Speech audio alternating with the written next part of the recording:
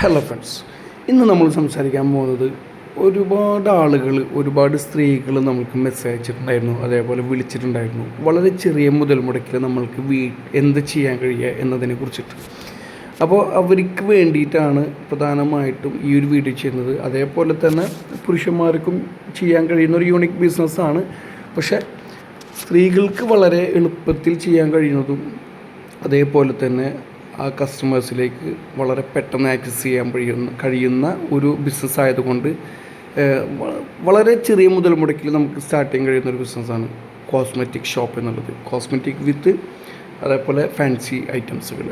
അപ്പോൾ ഇന്ന് അതിനെക്കുറിച്ചാണ് സംസാരിക്കാൻ പോകുന്നത്. സോ നമുക്ക് നേരെ വീഡിയോയിലോട്ട് പോകാം. അതിന് മുന്നേ തന്നെ ആദ്യമായിട്ടും ചാനൽ കാണുന്നുണ്ടെങ്കിൽ സബ്സ്ക്രൈബ് ചെയ്യുക, ലൈക്ക് ചെയ്യുക, ഷെയർ ചെയ്യുക, കമൻറ്റ് ചെയ്യുക, നിങ്ങളുടെ അഭിപ്രായങ്ങൾ അറിയിക്കുക.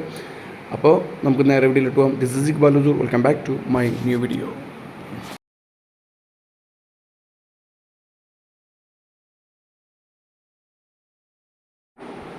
അപ്പോൾ ഇന്ന് നമ്മൾ നോക്കുന്നത് ഒരു കോസ്മെറ്റിക് ഷോപ്പ് എങ്ങനെ നമുക്ക് സെറ്റ് ചെയ്യാം. അപ്പോൾ അതിലെന്തൊക്കെ ഐറ്റംസാണ് നമ്മൾ പ്രധാനമായി ഉൾപ്പെടുത്തുന്നത്. അപ്പോൾ നമ്മൾ ഉദ്ദേശിക്കുന്നത് ഒരു വലിയ ഷോപ്പോ നല്ലൊരു ഹൈടെക് ലെവലിലുള്ള ഷോപ്പൊന്നുമല്ല കേട്ടോ. വളരെ ചെറിയ രീതിയിൽ, ചെറിയ മുതൽ മുടക്കിൽ നമ്മളെ സ്ത്രീകൾക്ക് തുടങ്ങാൻ കഴിയുന്ന ഒരു ഷോപ്പ് സെറ്റപ്പിനെ കുറിച്ചിട്ടാണ് നമ്മളിന്നിവിടെ പറയുന്നത്. അപ്പോൾ അതിലെന്തൊക്കെ ഐറ്റംസാണ് പ്രധാനമായിട്ടും ഉൾപ്പെടുത്തേണ്ടത്.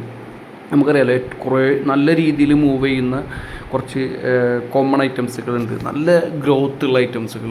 അപ്പോൾ അത് എന്തൊക്കെയാണ് ആ ഐറ്റംസുകൾ എന്നുള്ളതാണ് അങ്ങനെ ഒരു ലിസ്റ്റിൽ നമ്മൾ പെടുത്തേണ്ടത്. പ്രധാനമായിട്ട് ഉൾപ്പെടുത്തേണ്ട ഐറ്റംസുകൾ എന്തൊക്കെയാണെന്നുള്ളതാണ് നമ്മളിപ്പോൾ നോക്കാൻ പോകുന്നത്.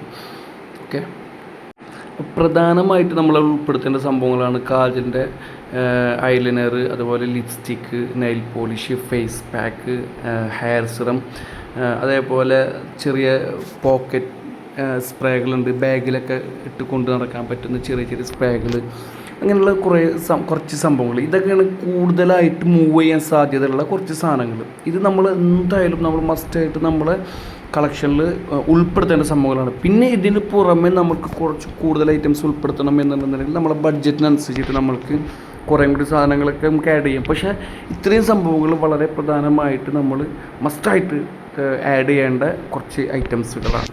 പിന്നെ നമ്മൾക്ക് ഉൾപ്പെടുത്തേണ്ട സംഭവങ്ങളാണ്